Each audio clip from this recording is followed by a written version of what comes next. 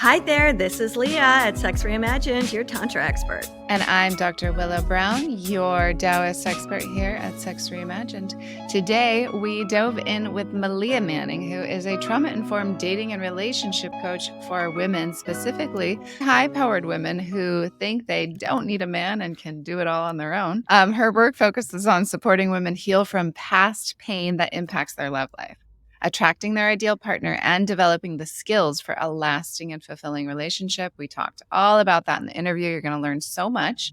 And she's got an epic track record of assisting hundreds of women in attracting their ideal partners, and channels the expertise and knowledge that she has accumulated through her signature program, Radiant Relationship Academy, which is a 3-month course for women to begin to overcome the things that are holding them back in their love life. Yes, and stay with the episode until the very end because she's got a great free gift and you don't want to miss it.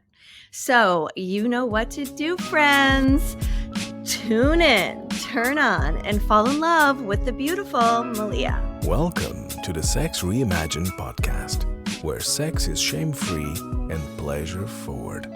Let's get into the show. Hello, yay, welcome, Meleah. Thanks for having me. I'm excited. Yeah, we're so thrilled that you're here and just love the work that you're doing in the world, working with women, helping them to overcome old patterns so that they can move forward in their love lives and in relationship. It's such a important thing, the work that you're doing. And we're so excited to learn more all about it. So why don't you tell us how you got started in this? Yeah, I would love to. So it was really my own journey that led me here to support women in this and really devote my career to understanding how can we actually overcome these patterns in a way that addresses them at the root. And it's not just sort of playing at the surface level, like I'm going to have awareness of this pattern and I'm going to talk about it in therapy and then it's somehow going to magically disappear. Like how do we actually get down into the body to, like I said, get to the root of it? So that was my experience I guess it was 11 years ago now. I was 18 years old and I got married. So super young, but really I was sold the fairy tale, like met young in high school and then he went off to the military and we got married. And that relationship became really abusive and toxic and ended up being really unsafe for me to stay. So I eventually left. And then that's when the real work started for me. The impact of that was, it was so deep in my nervous system.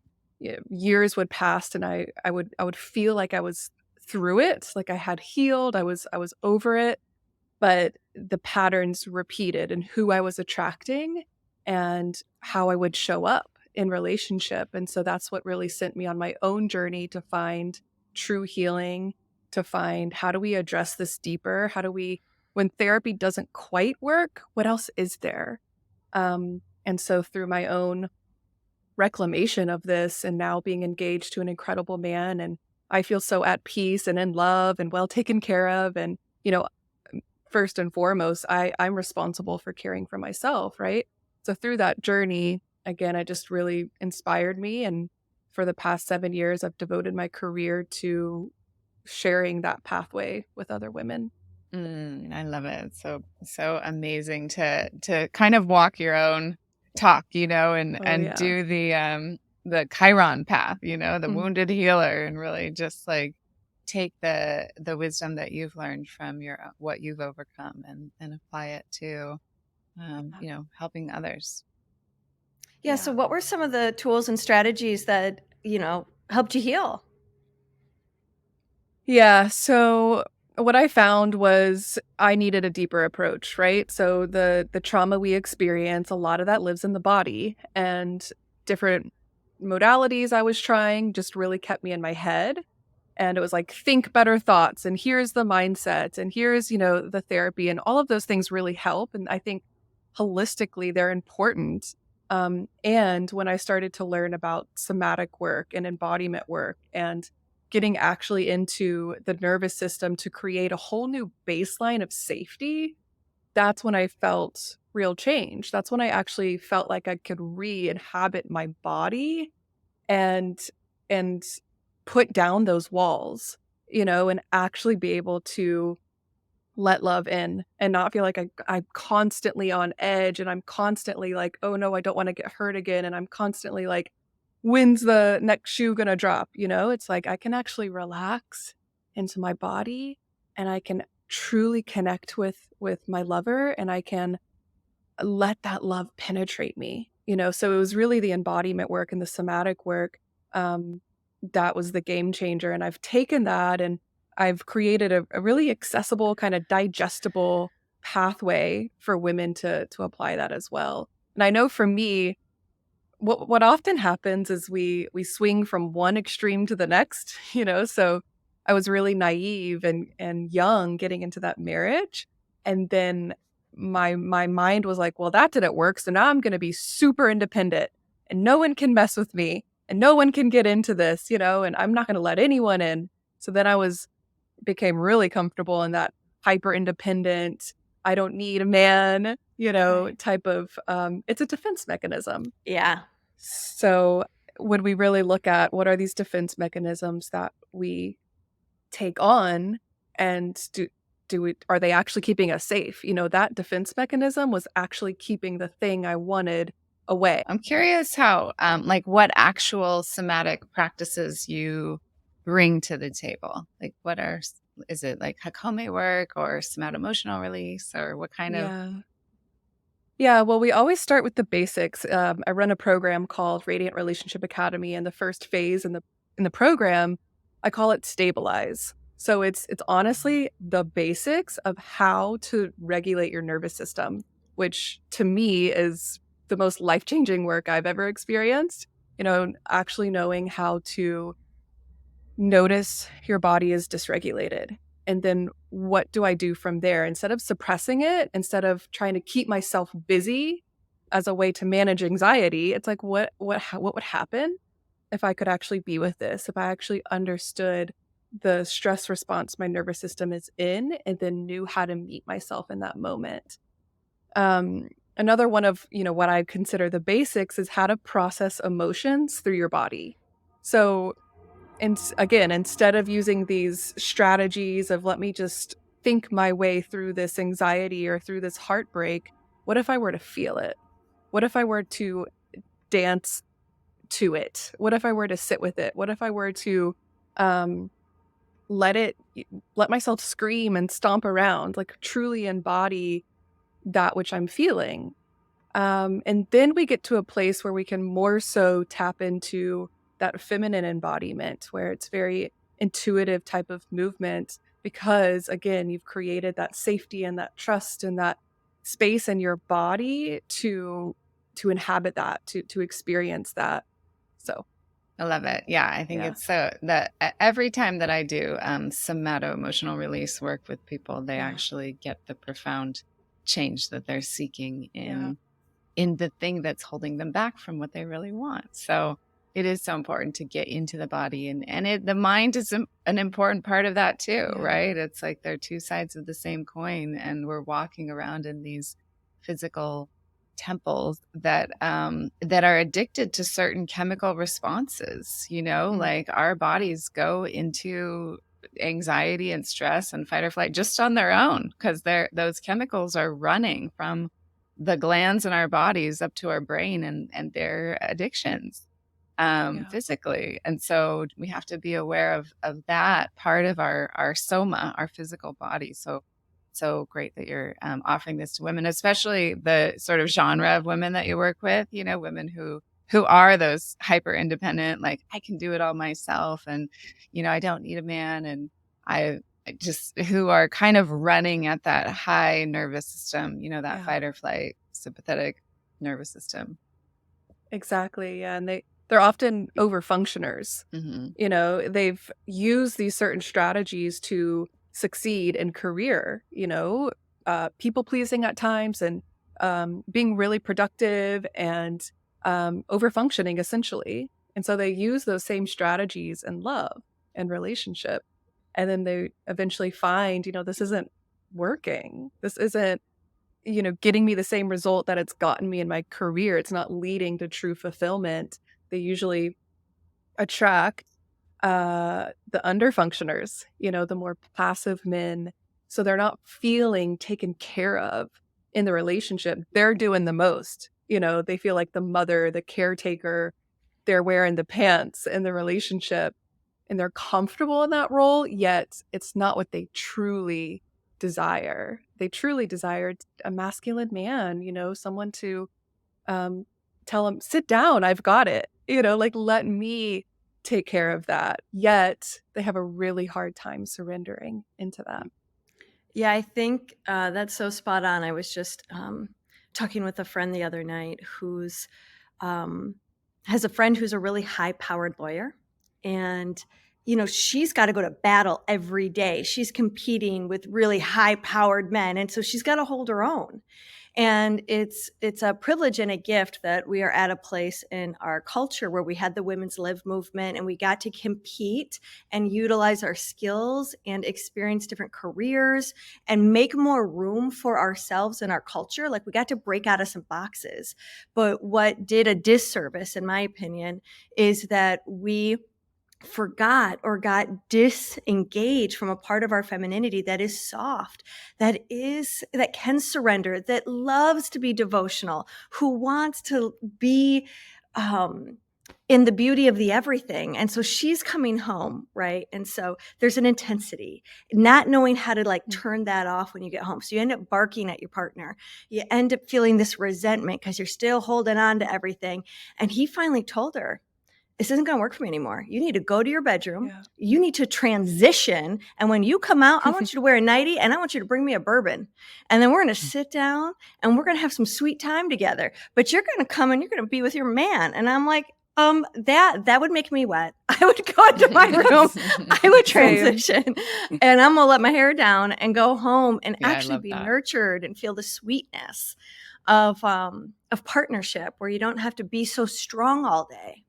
And I think we haven't quite figured it out yet, because we look to the past and women were in that housewife role. And we can look at that now, probably us sitting here, and we could say, that's kind of hot, mm-hmm. Like, I'll be the housewife and you bring home the bacon, whatever. But, we did that for years and years. And then there was this, women came into the workforce and they're like, no, I want to be strong and independent and powerful, and I don't want to depend on a man.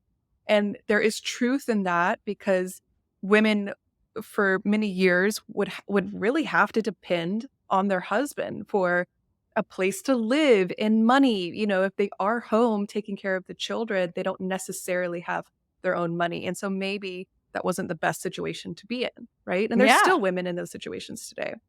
Yeah. But then we have this uprising of the strong, independent woman who pushes away that masculine that genuinely really wants to care for her. So then we have this deep unfulfillment with women. So I believe there is this beautiful middle ground where we can integrate those different parts of us as women and men. Of course, we can bring men into the conversation as well. But I found for myself that the hyper independent space didn't work for me. And what I truly wanted was to live my purpose and my passion and be of service to what I really believe in, and to, in a way, depend on my man, like really allow him to be the leader of the relationship, and to surrender to his masculine and to trust his leadership, and to like you said, tell me to go put my nighties on and I'll bring you a sandwich, okay.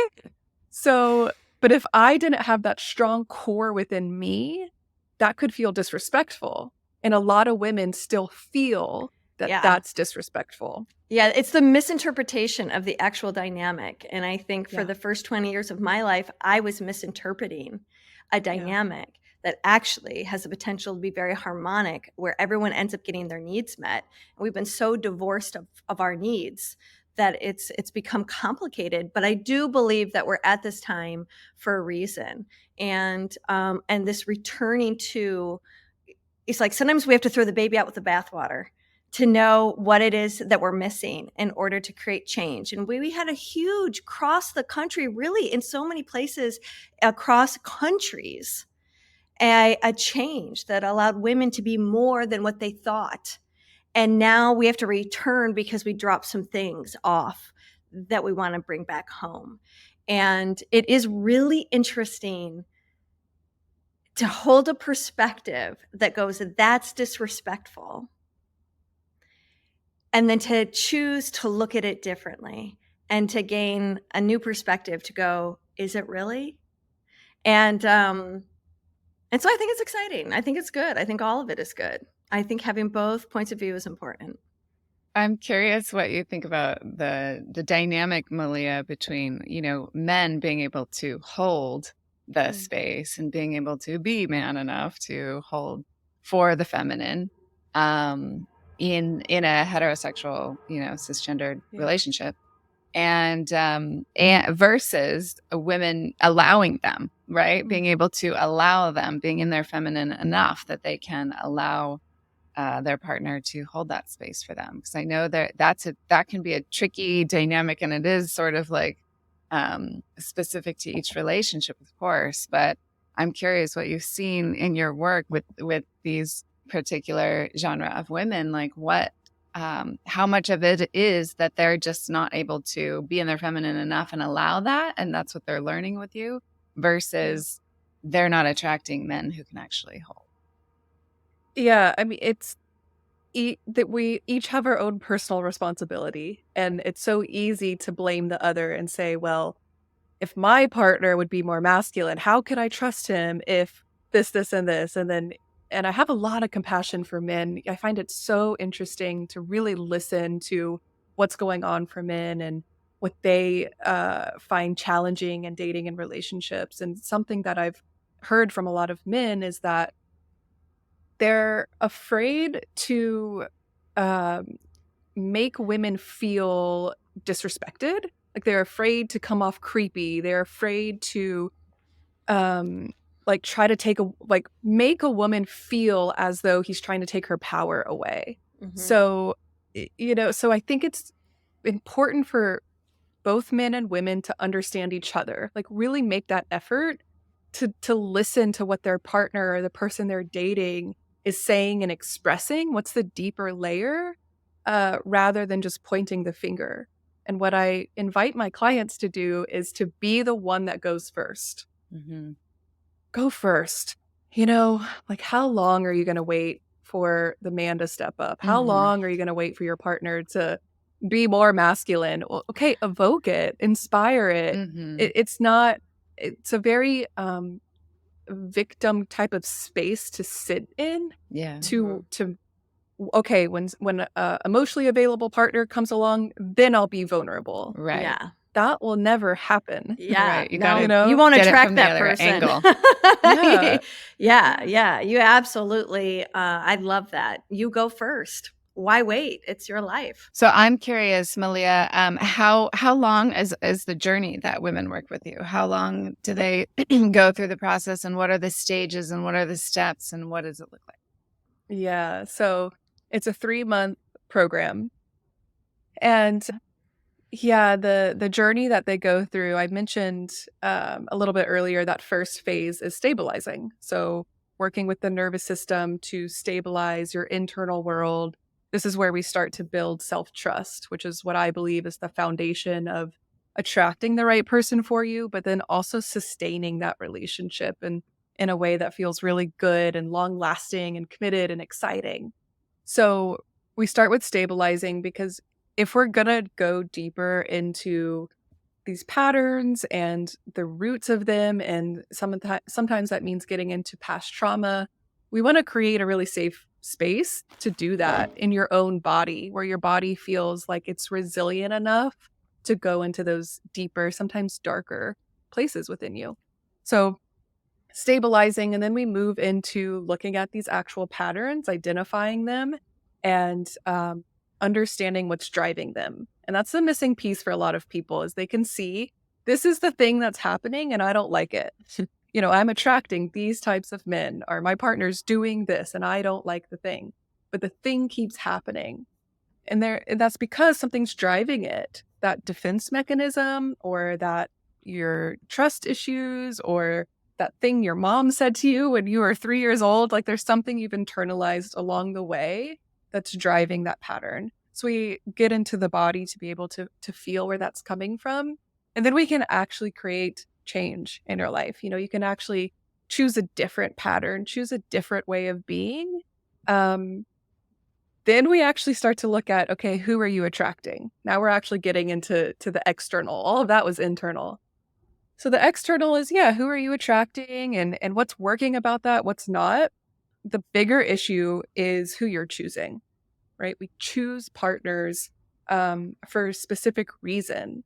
And a lot of times women get really caught up in, it's the city I live in, or, you know, there's just all the good men are taken, or I don't know why I keep attracting these type of people. Oh, you mean those old limiting beliefs? Yeah, exactly. That seems so real. Santa Cruz is known for it, for sure. All the single women here are like, everyone's a Peter Pan in Santa Cruz. And there are a lot of men who like to just play, but there's also a lot of men who like to be men. Yeah. So, you know, it's your mindset is pretty big. So it sounds like that's a big stage that you work women through.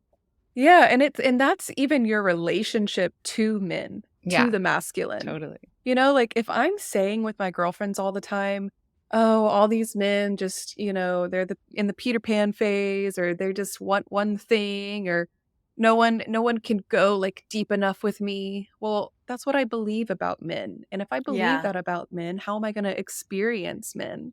And then how are men going to feel around me? Right. Yeah. Right? So I'd have women come into my women's groups, and there would always be like a couple of them like, where are all the open-hearted men? Where are all the open-hearted men? And I'm like, I don't know. Are you safe for a man to have his heart open around? You know, because if you are aggressive and going after and being demanding, you have to be this way. How is there any space to actually come and unfold into that authentically? So it's like, you want an open-hearted man. All right, be the lady who's safe for an open heart to spend some time around. Oh, that's so good. It's so good, because so that's a big thing women say. Men are emotionally unavailable. Okay, so when he shares something with you that feels vulnerable to him, are you meeting that with a little bit of judgment? Are you saying like, well, that doesn't make sense to me? Or like sort of invalidating his experience rather than welcoming it and validating it and creating this really non-judgmental space? Even if you don't like the thing he says, you know, can you be that welcoming, that safe of a space for him to truly, like, does it have to be by your conditions? You know, because is that really a welcoming space? And that's when we get to point the finger back to ourselves in a loving way and look at, okay, if this is what I say I want in a man, in a relationship, in my experience in dating, am I embodying that myself? Yeah. Am I actually open to receiving that? Yeah. Or are these barriers to love pushing it away, sabotaging it? So that's really the process, right? It's becoming the woman that, of course, you have that type of relationship. It just makes sense because you're embodying that every step of the way. So, yeah, like if you're have this kind of conditions around what can be emotionally available and what can't, you're going to attract or choose a partner who fits into that. What I see with a lot of women who identify as the ambitious, hyper-independent, they often choose the safe option, which they don't consciously say this. You know, they don't really see that this is happening, but they go for that safe option that's sort of, you know, if they leave, that's fine because I don't really care anyways. Yeah. So that they can still try to protect themselves. But then what happens? They're totally unsatisfied because they have the safe option, you know, and they're not being challenged or totally called into their greatness. Yeah. And that's a terrifying relationship to be in.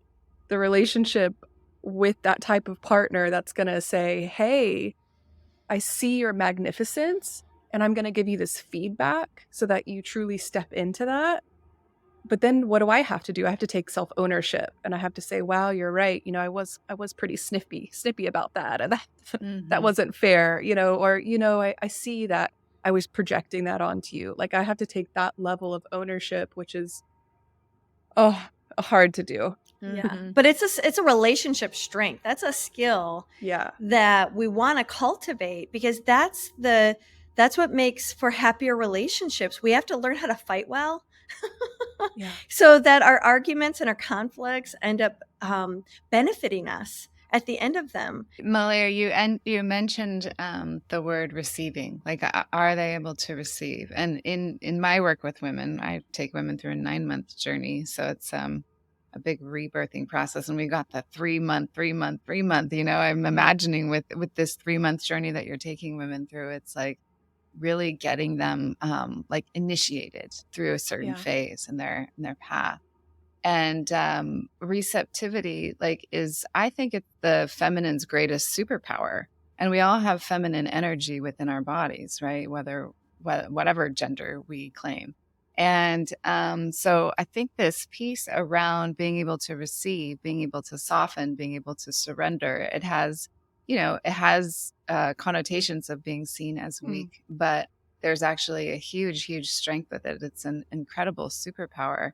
And part of, with the pattern work that Leah and I are involved in, which I'm not sure if it's different or similar to the patterns that you're talking about, but there is a deep surrender to that way of protecting yourself, to that way of keeping yourself safe. And being really conscious about it is one thing, but also being having your finger on the pulse of how it's running through you physically, through your soma. So I don't know what my question is, just that piece around receptivity. Just wanted to kind of bring that more forward and highlight that a little bit more, and just get your 2 cents on what you've seen, how you've seen women change their lives by stepping into that superpower more. Yeah, I find that receiving often feels more vulnerable than giving. Oh, only And totally. So women often It is so much more vulnerable than giving. Right? Yeah, exactly. And so women will often become really comfortable in giving. And what is that? Another defense mechanism, So they're giving, but they don't see that in doing that, it blocks them from receiving, yet they become resentful because they feel like they're giving so much and they're not getting a lot back. But they feel deeply, when we really get into it, they feel deeply uncomfortable with actually that surrender, like you said, that trust, that openness, that, for me, I really feel it as this like openness to be able to receive. And I think there's this knowing in us that when we receive, so I see it like we're like allowing love to penetrate us. We're allowing love or those feelings or that presence, whatever it is, to actually penetrate us. And that's why it's so vulnerable, because when I do that, I'm catching feelings, and so the risk of getting hurt, of feeling betrayed, let down, becomes so much bigger, right? So it does make sense why we would want to protect ourselves from that. But if we can come to a place where we don't need these walls up anymore, because if I trust myself, I always tell my clients, you have to be as open to heartbreak as you are to love. It'll always be equivalent. So if I'm only okay with a little bit of heartbreak, then I'm only going to experience a little bit of love. But if I want the depth of love that life has to offer, then I have to be okay with having my heart absolutely shattered. Yeah. And love is a risk, isn't it? Always. I mean, in every phase of a relationship, there's always the risk that you could be absolutely heartbroken. Yeah. So what do you give women to get them to the point where they're like, okay, I'm going to take that risk? Because it is a big risk. Yeah. So how do we manage that? That's a great question. How do we navigate that? Like, why would I want to risk it all? So when we go back to that first phase of stabilizing and processing emotions, I'm no longer afraid of emotions. I understand. It's not that I'm just numb to emotions, but I'm able to hold the bigness of those emotions and those experiences in my body. And for me, grief was always the scariest emotion. To me, it was very unknown. I didn't experience it a lot in my life until about 2.5 years ago. And in that when it came into my experience, I was like, we're gonna meet this emotion because I can't be avoiding this any longer. And in that total surrender of that emotion, I found such beauty in it. It was so tender. It was so soft. I mean, it felt like it broke me open. And because again, I have that safety in my body to be with that, I can be with that. And so that's the whole journey I take my clients through is if we want to hold the bigness of love, great, let's hold it, let's embody it. But it's a spectrum. So we also have to be with the bigness of anger, of sadness, of heartbreak, and it is scary. I'm not gonna sit here and Yeah. lie. Like it's totally scary, but it becomes less scary. I don't feel like I have to avoid it. I trust myself to be with it. I trust that I have all the tools to navigate it. Yeah. And I want the bigness of love. So let's go. Yeah, I think what you're describing is self-trust. It's the Yes. journey of cultivating self-trust, because when you can trust that you get on the other side of those big emotions, you're going to be okay. You trust in your resilience, and it gives you faith and more courage and more bravery to take those emotional risks with others. The Yeah. Sufis have a saying, it's may my heart be broken open 1,000 times a day. And it's like, fuck, I'm willing to break. I am willing to break as many times as it takes so that I may know the beauty of life, Yeah. which is all these emotions and the bitterness and the sweet. It's what life is made of. And if we're always afraid of it, then we're not really living. And that's sort of the feminine, right? Like the messiness of all the emotions and the sad and the happy and the anger and the wild. And it's like, yeah, let me live into that. Let me truly feel those emotions in my body. And then circling back to the receiving aspect, it's like, yeah, if I don't have to be afraid of getting hurt, of the heartbreak, of the what might happen, then I can actually receive life and love and pleasure and my man. And, I can actually let that in because I don't have to be on guard all the time. One of the things that I think about fear, it's not that we really stop being afraid. We continue to be afraid, but we just don't take it that seriously. It doesn't become this crippling thing. It just goes, shit, I'm afraid again. I hate being afraid, but you move through it. You don't make it as important. Yeah, I think with fear is so interesting to me because we'll say often, oh, well, I'm afraid. Okay, so what are you afraid of?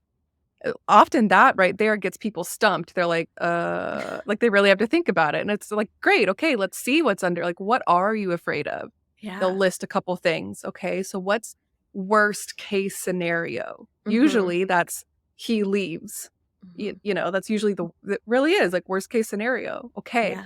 so he leaves. Or let's say maybe you're having a tough conversation with a lover. Okay, so he doesn't agree, or he gets upset, or he gets defensive. Okay, so that's our worst case scenario of what could possibly happen. That happens. How would you support yourself? What would you do? How would you navigate it? Oh, well, I would do this and I would say this, or, it's like, okay, great. Like, now what does it feel like to move forward? So if we just work with it a little bit and let our body feel it and maybe do some somatic shaking, to kind of let it process. Ripple out. Yeah. Yeah. We have more capacity, more resilience to move through it. Yeah. What are some of the patterns, like some of the primary patterns that you see in your work with women? Yeah. So we often look at internal patterns and external patterns. So internal patterns would be how you feel, the things you say, how you show up in relationship, essentially. So some examples might be in conflict, if something bothers me in relationship, I'll withhold it rather than saying the thing. And then I become like snappy, kind of bitchy a little bit later because it's coming out. Like we look at like your conflict or communication patterns. The external patterns are obviously essentially patterns in the partners you've attracted up until this point or your current partner. So he's emotionally unavailable. He's scared of commitment. He's really defensive when I bring anything up. He's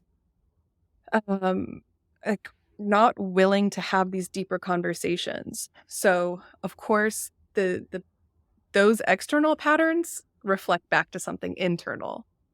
But it is interesting and important to look at the external as well. So a lot of times with my specific work, it looks like attracting men who are passive, who aren't really ready to step up and kind of take the lead in relationship. And then internally, it's fear of commitment, fear of intimacy.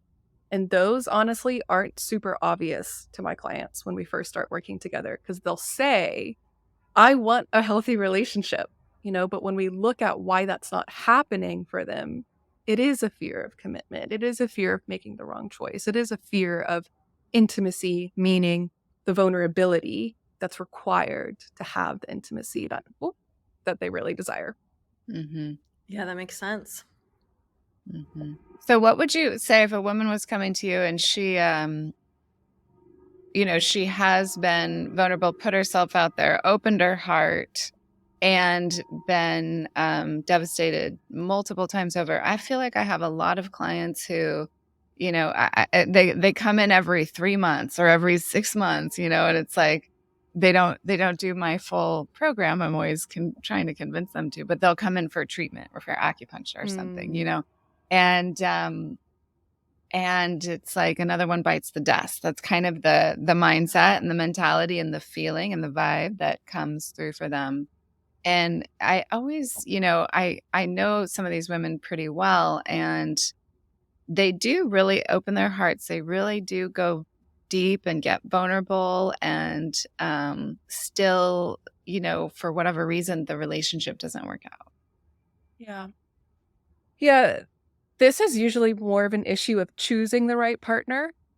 I think in general, it's also okay if a relationship doesn't work out. If a lot of people will say another failed relationship. And what does that mean? Like, did you love well during the relationship? Then maybe it was successful and it's just time for you to go your opposite ways.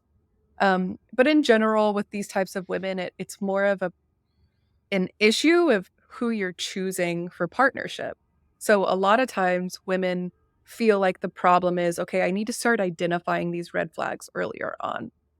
Well, yeah, that'd be great. But, if a breadcrumb tastes like the whole bakery, you really don't have much of an interest in identifying these red flags because you're so focused on the potential of what this relationship could be.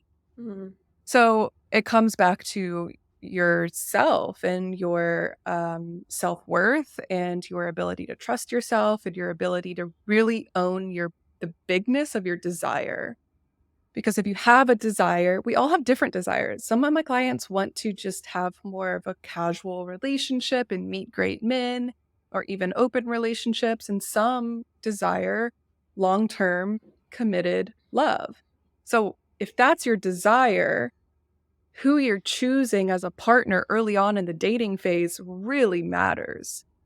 And so getting to a place where you can say no to people who meet most of that desire, but not all of it, that's not it.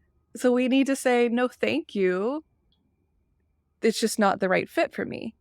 That's the hardest thing for people to do. They want to hold on to love because of the sort of I see it as lack, Scarcity. Yeah, exactly. Yeah. It's if I let this go, when will the next one come? Like, maybe this is the best it's going to get. Maybe, and then they settle. Yeah. And then it ends, and then they they get to confirm their belief that it never works out for me, you know? Mm-hmm. Yeah. Yeah. Yeah, that is a pretty strong pattern for many. Yeah. Yeah. So it's, if we can really come to that place of it, it can be this good and it can get better. Mm-hmm. For me, it was about 2.5 years ago when I met my fiance, who I'm with now, who I feel is, my person. And uh, before I was with him, before I even knew him or met him, I was in a different relationship. And in that relationship, it was mostly good. Like there wasn't any big problems. We weren't fighting. We had a fine life together. But the theme in there was I was sacrificing the bigness of my desires. Like I wasn't feeling this deep connection. And I constantly was asking myself, is this it? Like, is this it? Is this really it? And so finally I got so honest with myself and I was like, no, this is not it. And no one's going to magically just walk into my life and be like, here's all of your desires. So I have to be the one to do that, which means I say goodbye to this person and I hold the vision for myself. Literally, I left that relationship and the next day I met my now fiance, which I know is a quick turnover, but it just kind of beautiful how the universe will work with you when you take ownership of your own life and say, okay, I'm the only person that's actually gonna that my desires are important enough to go after. Mm-hmm. Yeah, absolutely. I think that's the piece right there, is taking responsibility, really seeing your relationship as it is. If it's not everything that you desire and want it to be, there's so much fear in walking away from those relationships. And yeah, it doesn't always happen the next day. It's not always that quick turnaround. And that doesn't mean that you don't have clarity and you're not manifesting well or whatever. It just means that like the timing hasn't come around yet. But if you trust and you believe and you have that clarity of what it is that you're really calling in, then you can trust in the timing of it. I think there's also the timing of the other person too. I'm kind of sitting with that right now myself. And it's like, well, who knows what the timing is for them? Like what's going on for them right now? What are they what are they releasing or going through in order to be ready, in order to be available? Yeah, I like that perspective too. I think also like the word faith comes to mind. It's remembering that even when you might be your most negative, or you might feel really afraid that it's not going to happen for you. Whatever that thing is, it just makes you fucking feel bad that like another one bites the dust. Yeah. To be able to have faith that it will get better and you will meet the love of your life. And it's not over for you. And I think sometimes that's hard to do, but it's pretty magical when you can return back to faith, because it softens. Like it softens some of the hurt or the despair or the loneliness, whatever the case may be. Yeah, and your only job is to meet that, because those feelings will come up of like, will it ever happen for me? What if it doesn't? Like those moments. And it doesn't mean that you're not in the high vibration and doing it wrong. It's the opportunity to meet that as it is, meet yourself as you are. And that's the true work of partnership. And that's the true work of becoming the woman, or becoming relationship ready, like becoming the woman who gets to have this type of partnership. Like, can you be so devoted to that partner now, even before you've even met them? Right. Like what would that look like? Like start embodying the partner you desire now. Don't wait, because it's going to be really hard. Like there's a whole new initiation to go through when you actually meet the person, so start practicing that now. Yeah, there's something that I've been in the practice of lately is like, how would I do what I'm doing if I had that person, right? If they were here, if they're in my life, how would I unpack and move into this new house differently? How would I do everything differently if that was already? How would you nest? Right, right. Oh, yeah. I think there's this woman, a friend of mine turned me on to. I don't remember her name. She's on Instagram. But the thing that struck me about what she was doing is she wrote a letter every day to her future husband and just sharing her life with him. And from a journal perspective, sharing her hopes and her dreams and her sadness and her anger and like whatever's going on in her life, she was practicing including him in it. And I thought that's really beautiful. I really like that idea. That is so sweet and Mhm. romantic. Like, Yeah. and that's the thing. Like, don't wait until you find the right person to start being romantic and letting yourself tap into those feelings. Like, if you want more romance, if you want more pleasure, like whatever it is, you can give that to yourself. You can you can take yourself on the date. You can, do those things, buy yourself the flowers and Right. feel those feelings in your body. Yeah. One of the things I have my clients do is to create a playlist. So similar to that, Mhm. similar to writing the letter, but create a playlist for your future person. All the love songs, like the vibe, the connection you'll share, the songs you want to share with them, make the playlist and then you play it, every other day or whenever, and feel those feelings of the first time that you meet and your first Mhm. kiss. Like, tap into that now. Yeah. I Yeah. love it. I like this idea of like you're practicing being in that relationship, even Yeah. though they're Mhm. not there yet, and to treat yourself the way you want them to treat you, which is Mhm. exactly buy the flowers, get the Yeah. expensive perfume, baby, Yeah. Yeah. Yeah. Yeah.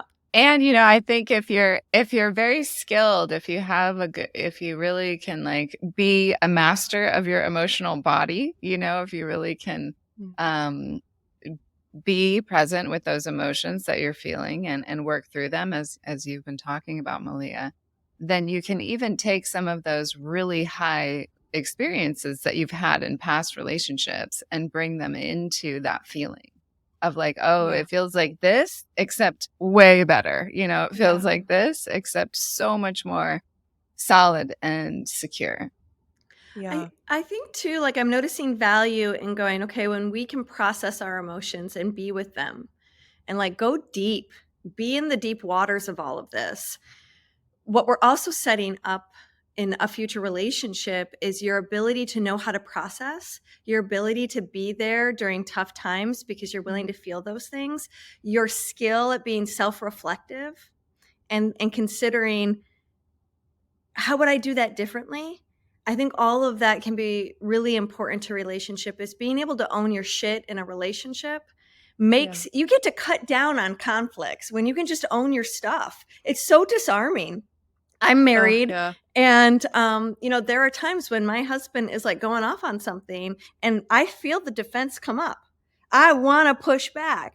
And I really try to practice just going, I can find it.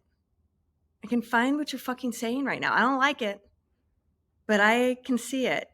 And it may Mhm. not be the example he's giving me. Maybe it was an example from 15 years ago that I was like, oh, yeah, I've behaved that way. Oh, yeah, I've Mm. reacted that way. And then there's nothing to fight with because you just admitted it. Like, yeah, I can find it. I see it. It's like, oh, well, good. And so I think also what we're doing in preparation of doing this deeper work, it prepares us for being a better partner. If you want a great partner, be a better partner. So true. That is the amount of emotional resilience and capacity it takes to, in that moment with your partner, say, just to be able to own your part in it. Mhm. And there's even sometimes, I'll notice my partner's kind of projecting onto me, Mhm. but wouldn't it be useful in that moment is saying, "Hey, you're projecting on me." It I never just works. no, it does Yeah. not work.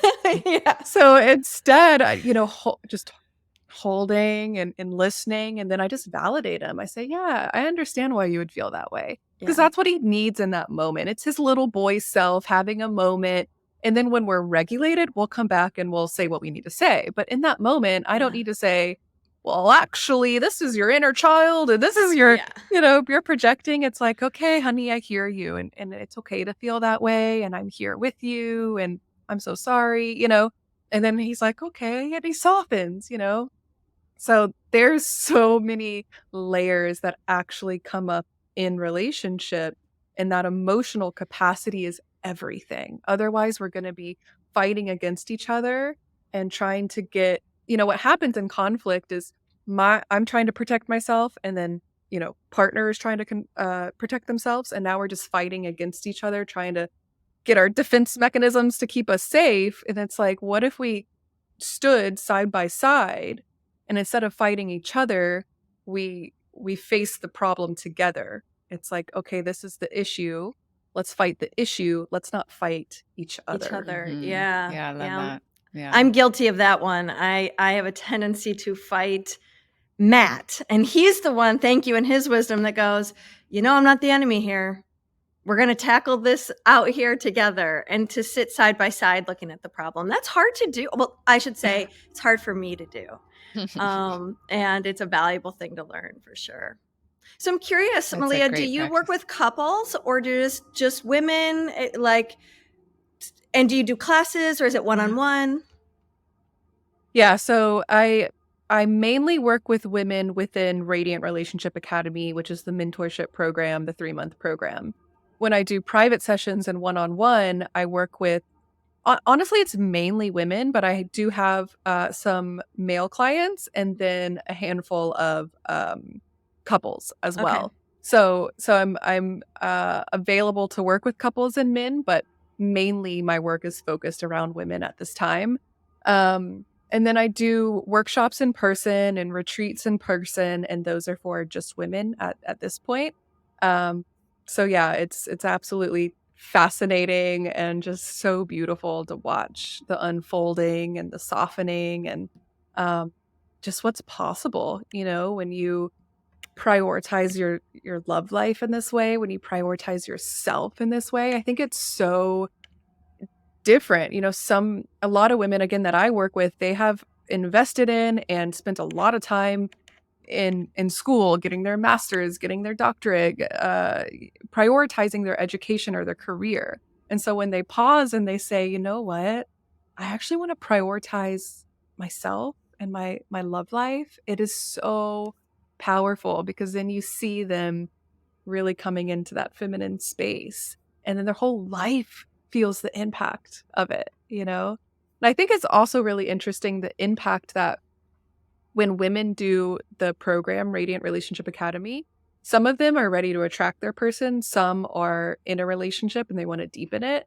So just one person in the relationship choosing to do this work, the impact it can have in the Yeah, the relationship. entire relationship. Yeah. I believe Oh, that. That's it's so incredible. Yeah. great. So where can our listeners find you? Yeah, so Instagram is the best. I'm very active there. It's at Meleah_Manning.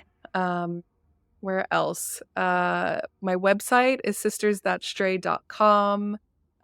Hopefully all this will be in the show notes. Yep. But yeah, Instagram is the best to just connect and say hi and get a little taste of my work. Awesome. And I understand you have a free gift. You've got a masterclass? Yeah. Yes, we got a masterclass. It is I think it's just an hour long, and it really goes through the process of identifying the patterns, the process of actually overcoming them, and then what's required to, we've been speaking about, become the woman who gets to have that relationship.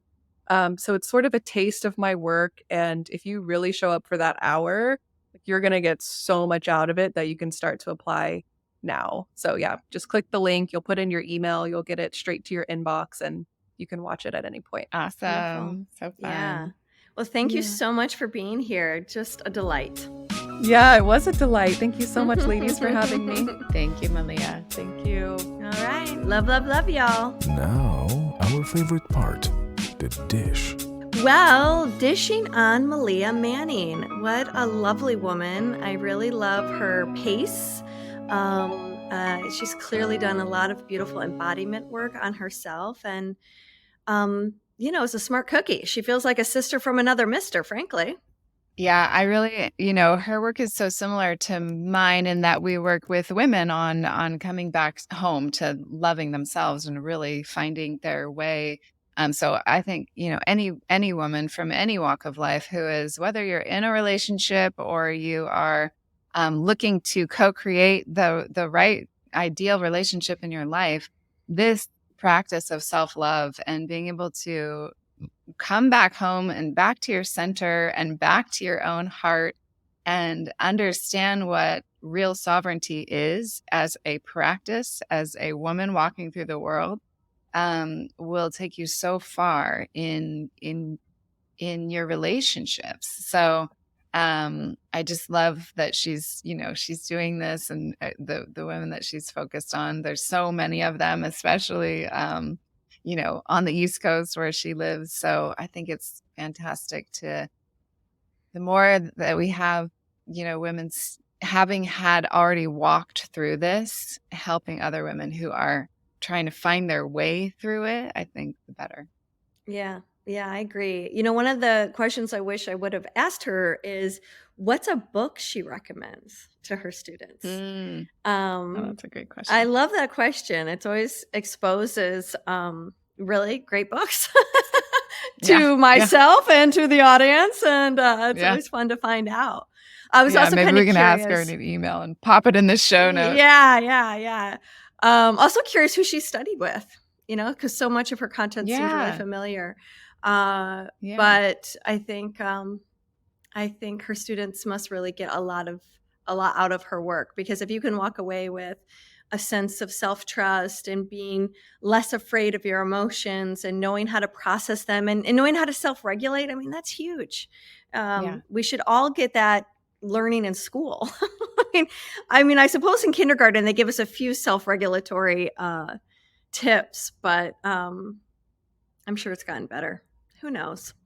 In any event, thank you, sweet Meleah, for being on the show. And if you have had a journey, dear listeners, of overcoming heartache, cultivating self-trust, discovering your own self-regulation tools, finding love again, and your own tips and tricks for that, please share them with us and tell us what you know. Yeah, we always love to hear from you, and we always love to learn from each other. So we're always offering what we know, and we love to hear what you know, because it expands the entire repertoire for all of us. So much love, everyone. Catch you on the flip side. Thanks for tuning in. This episode was hosted by Tantric Sex Master Coach and Positive Psychology Facilitator Leah Piper, as well as by Chinese and Functional Medicine Doctor and Taoist Sexology Teacher Dr. Willow Brown. Don't forget, your comments, likes, subscribes, and suggestions matter. Let's realize this new world together.